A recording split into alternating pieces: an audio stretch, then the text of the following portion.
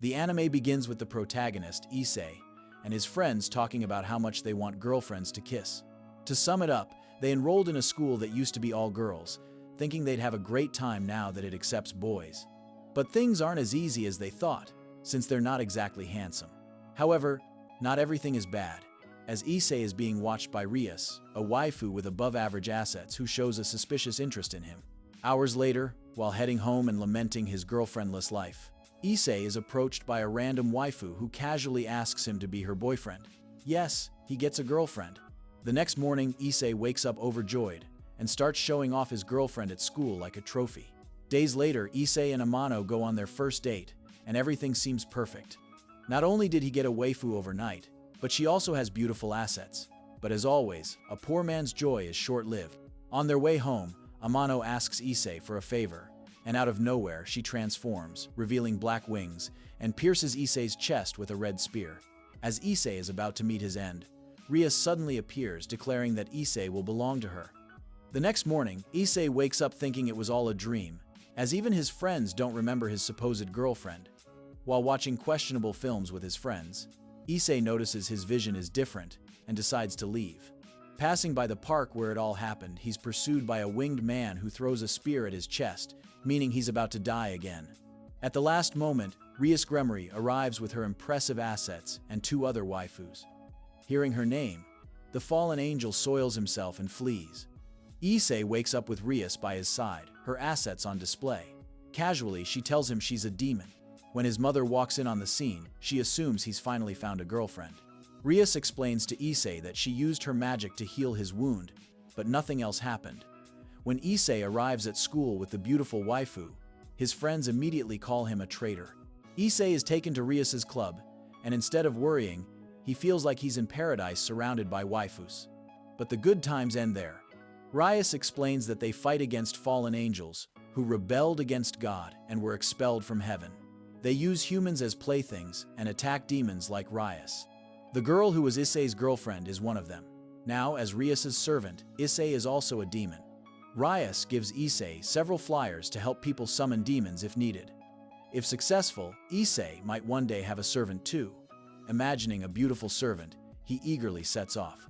He receives a call and arrives to find an old man who doubts Issei is a demon, as he couldn't use portals and had to bike there. After annoying the old man, he lets Issei in. To prove he's a demon, Issei tries to unleash a Dragon Ball-style power, but fails miserably. Seeing the old man as an otaku, they spend hours talking about anime.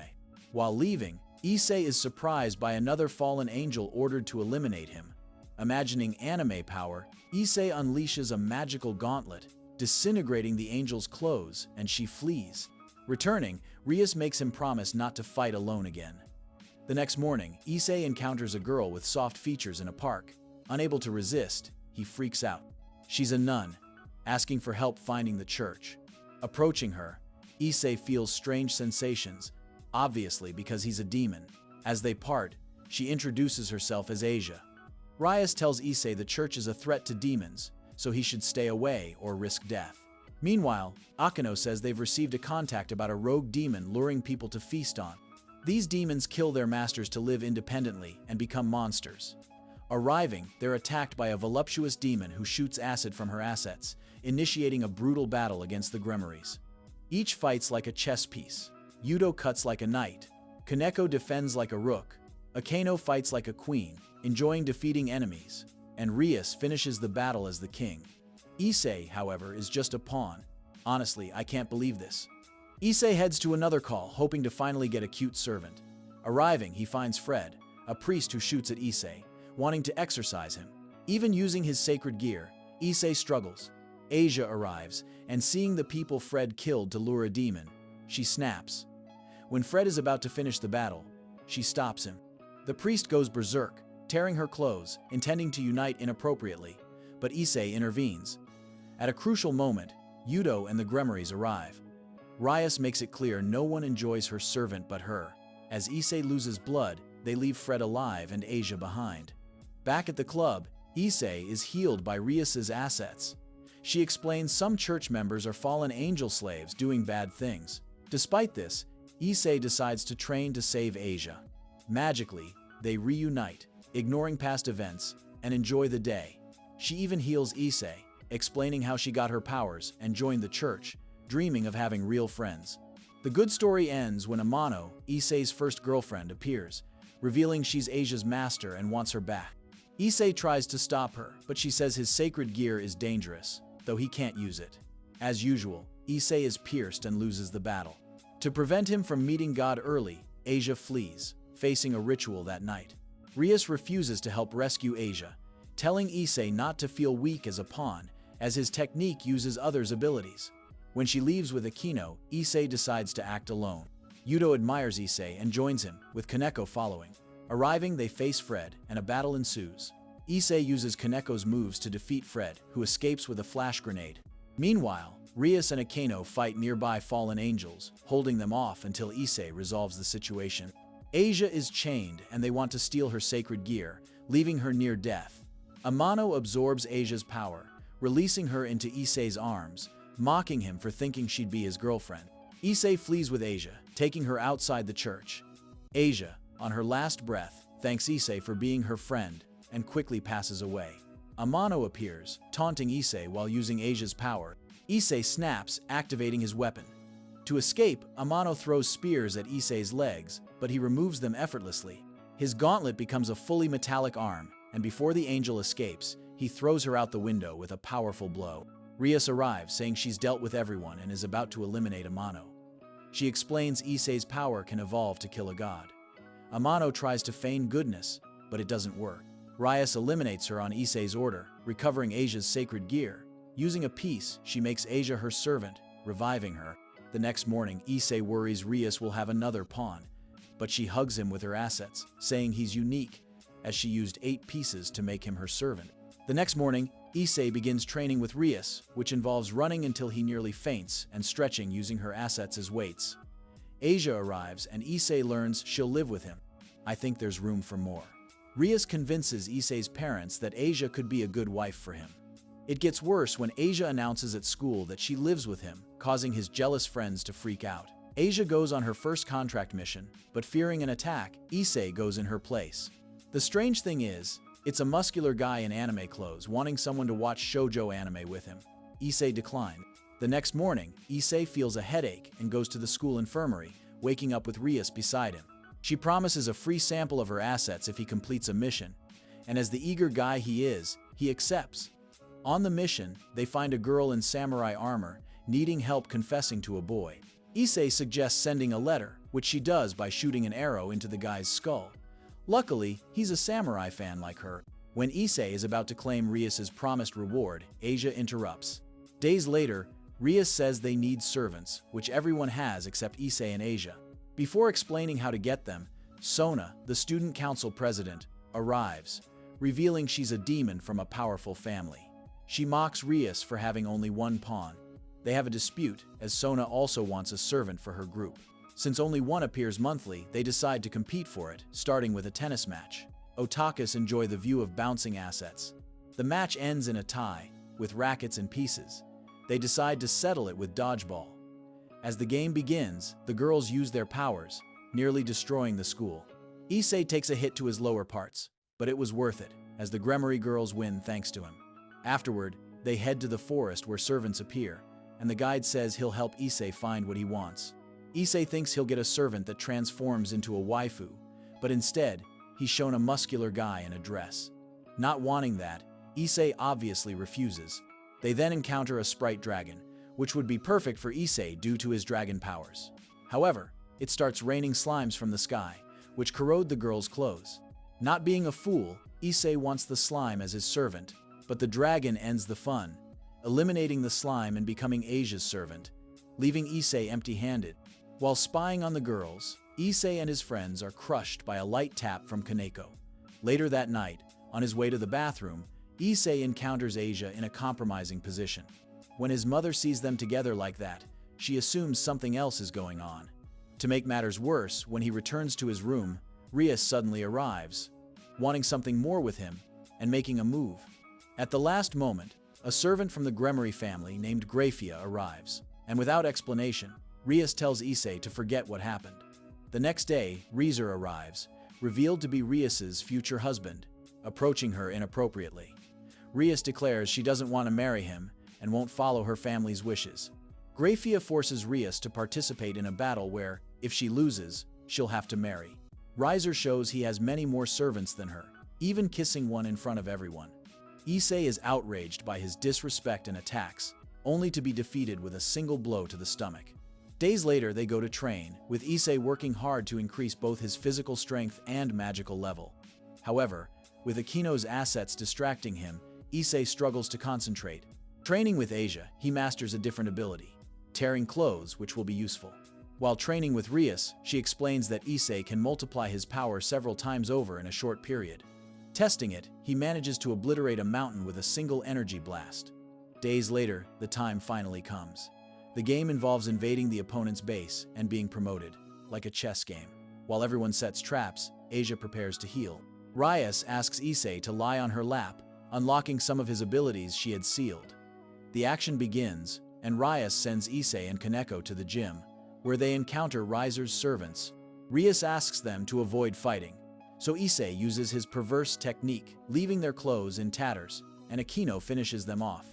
Everything seems to be going too well until Kaneko is brutally attacked by Riser's queen. Akino takes the lead, telling Issei to continue. Eliminated players return to the lobby. With Yudo's help, they've already eliminated 3 of Riser's pieces. However, they're soon surrounded. Rias plans a surprise attack on Riser, but they're forced to hold them off. Up to a point, they're dominating, with Yudo's sword adapting with each strike and Issei's perverse clothing technique. Riser anticipated Rias's attack, and Issei panics. Absorbing Yudo's technique, he eliminates several fighters at once. Riser's queen cheats, using a potion to restore her energy, eliminating Akino, the strongest so far. Yudo soon follows to the lobby. Issei flees, invading Riser's base, gaining the power of a queen. Asia heals him, but they're soon hit by a direct attack, causing Asia to faint. When Issei tries to attack Riser, he collapses, his magic depleted, and is beaten by Riser, who plans to turn him to ashes instead of just eliminating him from the game. Seeing this, Rias can't accept it and throws herself on Riser, declaring she lost the battle. A dragon named Drag appears in Issei's mind, saying he lives in his gauntlet. Issei wakes up, realizing the game is over. Rias surrendered to save him, and her engagement party is already underway. Seeing Issei's emotions, Grafia gives him a magic circle granting access to the engagement. Issei arrives, boldly declaring Rias's assets will be his alone. Surzex, Rias's brother, says the previous fight was unfair since Riser had more people in his group. He proposes a duel between Issei and Riser, wanting to see the Dragon Boy's power. If Issei wins, Rias will be his. Issei starts by showing off an incredible armor called Balance Breaker. He made a pact with the dragon, sacrificing his arm for 10 seconds of power, displaying an absurd level and speed he can barely control. After knocking Riser down with a cross from Asia, he's about to deliver the final blow, but time runs out. Issei has one more trick up his sleeve. Using holy water, he extinguishes Riser's phoenix fire, combining it with his gauntlet to turn the phoenix into a chicken. Unfortunately, Riser's sister prevents the final blow. Alone, Issei and Rias enjoy the moment, leading to the kiss Issei longed for. In the second season, Issei wakes up to a free sample of Rias's assets. When she wakes, she says she used him as a pillow while he slept. Before Issei can enjoy the moment, Asia knocks on the door. Entering and seeing the educational scene, she wants to join. Besides being jealous of Issei, the blonde is doing well living with him. At school, Issei's friends tell him there's a rumor he's hooking up with everyone, forcing them into unusual activities. Worse, they think he's involved with Yudo too. During this, Issei feels arm pain and goes to Akino, who with a taste of his hand makes the pain disappear quickly. Approaching Issei differently, she says she likes him and wants something more advanced. Returning home, while everyone else completed contracts, Issei hasn't managed any. Rias says he needs to fix this or never become a high-class demon. Issei's mother shows a photo album, and seeing Issei's childhood self, the girls freak out. Later, Issei takes his camel to a call. Arriving at the client's house, the guy immediately knows Issei is a demon. The old man is just a drunk wanting company. On his way back, Issei receives a call from Rias, heading to a factory with a rogue demon. It turns out to be a voluptuous woman who suddenly turns evil. Distracted, Yudo lets her attack Akino with acid, exposing her assets. Yudo is so out of it he trips during the fight. Before becoming demon fodder, Akeno Judo throws the woman, and Rias delivers the final blow. Rias slaps Yudo to wake him up. When Issei talks to Yudo, he goes into ignorance mode, saying he's not Issei's friend and remembers wanting revenge on the Excalibur sword. In short, it's a powerful sword that can turn demons into dolls. Not everyone can use it, so the church tried creating people for it. Yudo endured horrible things because of the church. After this serious moment, Rias starts showing off her assets, saying she'll sleep with Issei too. Not wanting to be left out, Asia says she'll do the same, giving Issei a view of 4 great mountains. Meanwhile, an unknown girl appears with a childhood photo of her and Issei. Yudo encounters Fred, making a priest his puppet, saying he's tired of beating priests and wants to make a demon a puppet. However, Fred wields Excalibur, and a fight ensues. Seeing he can't handle the pressure, Fred flees. Issei wakes up beside Rias and Asia, showing more than they should. Issei faces a dilemma. If he hooks up with one, the other will be mad. Drag talks to Issei, saying a nearby enemy is the Vanishing Dragon, a rival to Issei's dragon. Instead of worrying, Issei plans to defeat him and become the king of dragons. The dragon decides to help, having the power to attract waifus to its owner. Rias explains that besides Yudo, others survived the experiment, and there are 7 Excalibur swords. Sona arrives, saying she has something serious to discuss with Rias. On his way home, Issei senses strange energy. Thinking Fred is attacking his family, he rushes home.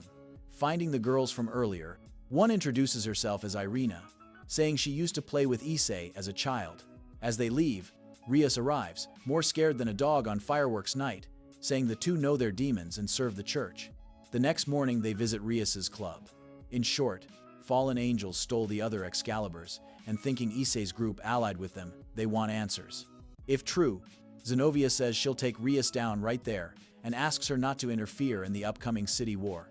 Everything seems fine until Zenobia sees Asia serve the church, insulting her for switching sides. About to finish Asia, Issei steps in, saying if they touch the blonde, he'll make the church his puppet. Zenobia proposes a 2-on-2 fight, Issei and Yudo versus Zenobia and Irina. Before the fight, Irina reacts suspiciously, saying she can't believe her childhood friend became a demon and wants to punish Issei in a unique way. Luckily, the sacred sword isn't enough against Issei's gauntlet. As Issei is about to take advantage, his own harem warns the enemy about Issei's perverse attack. Knowing Zenobia has an Excalibur, Yudo fights with everything but still isn't enough, as Excalibur of Destruction is superior. Maximizing his power, Issei tries attacking Irina's assets, but when delivering the fatal blow she dodges, leaving his waifus' clothes in tatters. The battle ends with Yudo and Issei being made puppets. Wanting to destroy the swords without involving anyone, Yudo leaves the Gremory family. Issei plans to help the girls find the Excaliburs. For some inexplicable reason, Issei forces Saji, Sona's servant, to join. While searching, they find the girls begging on the street, starving like 10 beggars. Issei decides to buy them food. Knowing Yudo wants to destroy the swords more than anyone, they ask for his help.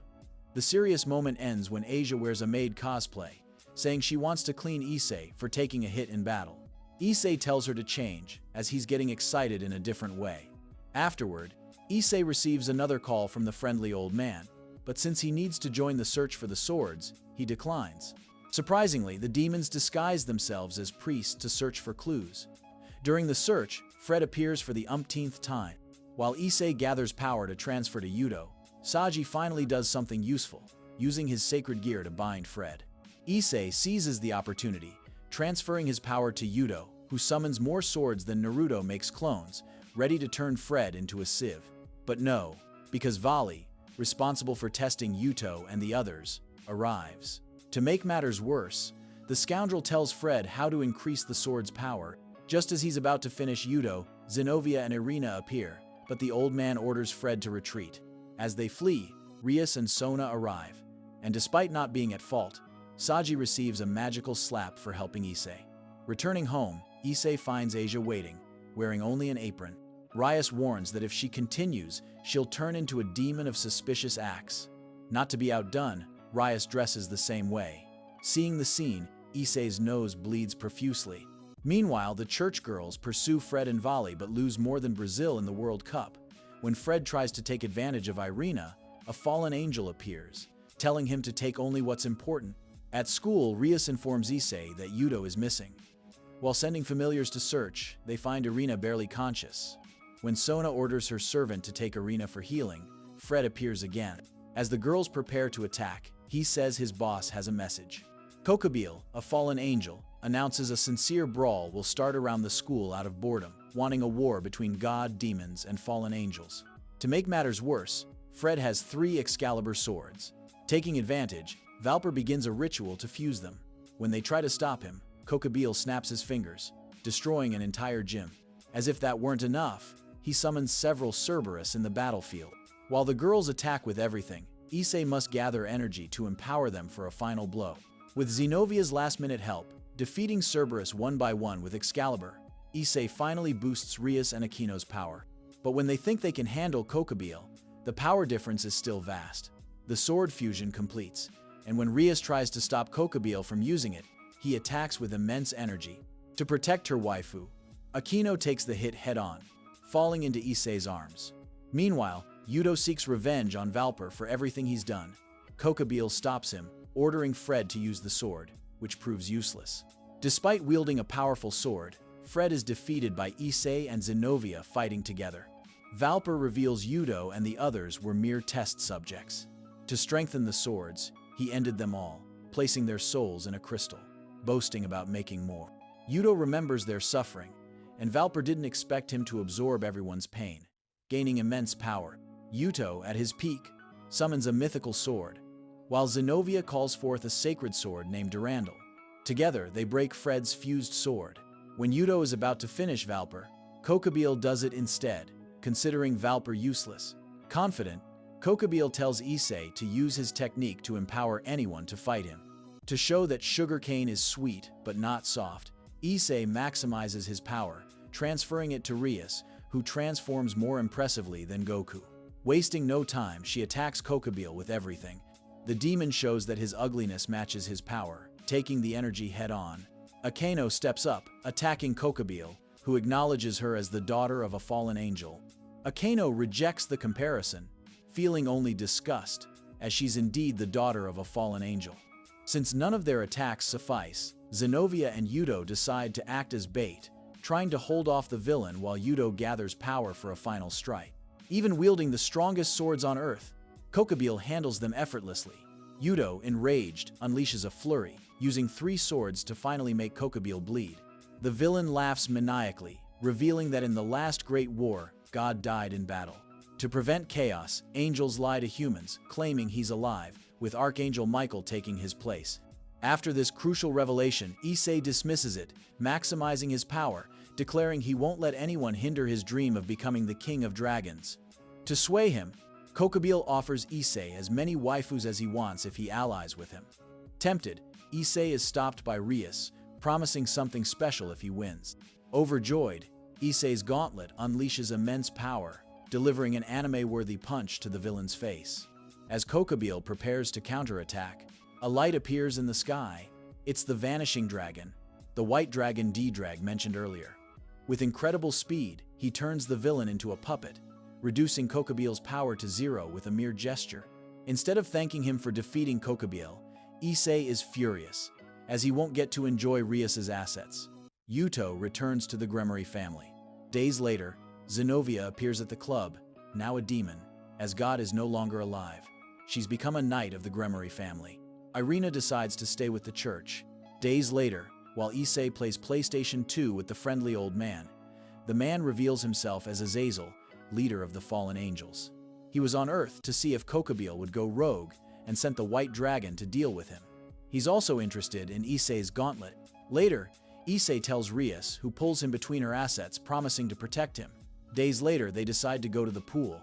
Being near a powerful fallen angel like Azazel, Issei's arm goes out of control. While enjoying Issei's power, Aquino admits being near him awakens her deepest desires, suddenly asking for an affair. She insists there's no one around, so Issei can seize the moment. But no, Rias appears, overwhelmed with jealousy. Competing for Issei, they start showing off their bikinis. Rias asks for sunscreen application, and as Issei enjoys the moment, Kaneko arrives, wanting the same treatment. The two nearly turn the pool into a battlefield. While Issei escapes, he encounters Zenovia, who, kidnapping him, wants him to father her children. But no, Rias interrupts again. Saji arrives, wanting to hold a meeting between demons, angels, and fallen angels at the school. At night, he asks to sleep with Issei, but only to talk, saying Rias's assets are entirely his. The next morning, on his way to school, Issei bumps into Vali, the White Dragon's owner. Before he can do anything, Yuto and Zenovia arrive, swords drawn. Vali, noting they couldn't handle Kokabiel, quickly demoralizes them, clarifying he's not there to fight. While Issei rests in the infirmary, Drag tells him the story of the rivalry between him and the White Dragon. In short, even though they didn't care about the ongoing war, the two dragons decided to fight. What was meant to be a playful battle ended up causing massive destruction. To stop them, the three factions used their powers to seal the dragons in armaments. Later, the teacher gives the students a papier-mâché assignment, asking them to mold what they desire most in life. Issei, of course, creates Rias with her assets on display. The otakus rush out to photograph a magical girl showing off. When Rias and Issei investigate, they find a girl in anime cosplay named Leviathan, revealed to be Sona's sister and one of the 4 great demon emperors. While one is colder than ice, the other is as cheerful as a circus clown. We meet Rias's father. At night, he does what parents do best: embarrass their children with old photos and videos. Rias is so mortified that she decides to console herself by kissing Issei. Afterward, Surzex arrives, asking why Rias hasn't released another family member. This member is so powerful that even Rias can't control them, kept in a forbidden room at the club. Removing the seal, they find a nearly naked figure, revealed to be a boy named Gasper, a bishop who was half human, half vampire before rebirth. When Issei tries to coax him out, Gasper refuses and teleports away. Using his eyes, he can momentarily stop time. With the girls attending a meeting, Issei and the others are tasked with training Gasper to control himself, which predictably fails. Zenovia tries to beat the shyness out of him. Kaneko offers garlic to calm a vampire, and Saji, thinking Gasper is a waifu, faces the biggest disappointment of his life. Azazel suddenly appears, advising on how to handle Gasper, suggesting Saji could absorb his power or Gasper could drink Issei's blood. After Azazel leaves, they decide to try these tips. Being a vampire afraid of blood, they use Saji's armament. Rias shares Gasper's past, rejected by humans and vampires for not being pureblood. Issei vows to help him in every way. Sharing his fears about his powers, Issei bonds with Gasper. To ease his embarrassment, Zenovia puts a bread bag on his head, inexplicably working. Akino takes Issei to meet someone, Michael, God's successor. Michael gives Issei a sacred sword called Dragon Slayer, saying if war breaks out, Issei must handle it. Fusing the sword with his gauntlet, Issei gains immense power. Afterward, Akino shares her story. Her father is a fallen angel, her mother a human, giving her 2 different wings. She feels ashamed of her heritage. Asking if Issei hates her now, he assures her he loves her in every way. Overjoyed, she throws herself at him, offering to do anything he wants. As expected, Rias arrives, furious. Days later, the long-awaited meeting begins. As they're about to sign the peace treaty, Kaneko and Gasper, left alone at the club, are attacked by human mages. They aim to capture Gasper, but Kaneko, carrying him like a package, tries to protect him. It doesn't go well, and they're caught. The mages force Gasper to lose control, freezing time during the meeting. Only the strongest can move. With no other options, they unite forces. Vali handles the mages outside, while Rias and Issei pursue Gasper. Before leaving, Azazel gave Issei 2 bracelets, one to unleash his full power, risking death, and another to contain Gasper's power. A voluptuous woman named Kateria appears, wanting to eliminate everyone while gods and demons are present. Azazel, seeking peace, decides to handle it with a good old-fashioned beatdown. Reaching Gasper, Issei finds him begging to be ended to avoid harming friends. Remembering Azazel's words, Issei cuts his hand, offering his blood to Gasper. The boy finally shows his strength, suspiciously draining the mage's blood and freezing time for himself. He does what he does best, leaves the enemy's assets exposed. Issei uses the bracelet to reduce Gasper's powers. Back on the battlefield, Azazel unleashes a powerful armor, revealing a dragon that easily defeats Kateria. While the protagonists handle the remaining mages, Valley betrays Azazel, attacking him. Valley is part of the Chaos Brigade, a group led by the strongest dragon, feared even by God. Worse, Valley is a half-demon, son of the previous demon king before Rias's father. Valley threatens to target Issei's parents after defeating him. Enraged, Issei unleashes his full power with the bracelet, starting an epic battle. Knowing Issei is fused with the Dragon Slayer's sword, Valley gives no openings. To humiliate Issei, Valley tries attacking Asia. Issei loses it, finally landing a hit, overloading himself with power. The battle isn't over. Issei steals a fraction of Valley's power, gaining a white gauntlet on his armor. Before the fight concludes, Valley distorts space-time. To further enrage Issei, Azazel lies, saying Valley is shrinking Rias's assets. Hearing this, Issei becomes 1,000,000 times stronger. For his waifu's assets, he turns Valley into a puppet. Before the final blow, Son Goku, Valley's ally, arrives, saying they have other matters, taking Valley away. In the end, all is well, except Azazel joins Rias's club, promising to use his knowledge to make them as strong as possible. Thank you for watching until the end. If you enjoyed the video, don't forget to give it a thumbs up and subscribe to the channel for more amazing content.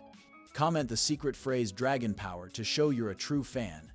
Stay tuned and hit the notification bell so you don't miss our next episode, where we'll dive into more exciting adventures with Issei and the gang. See you next time.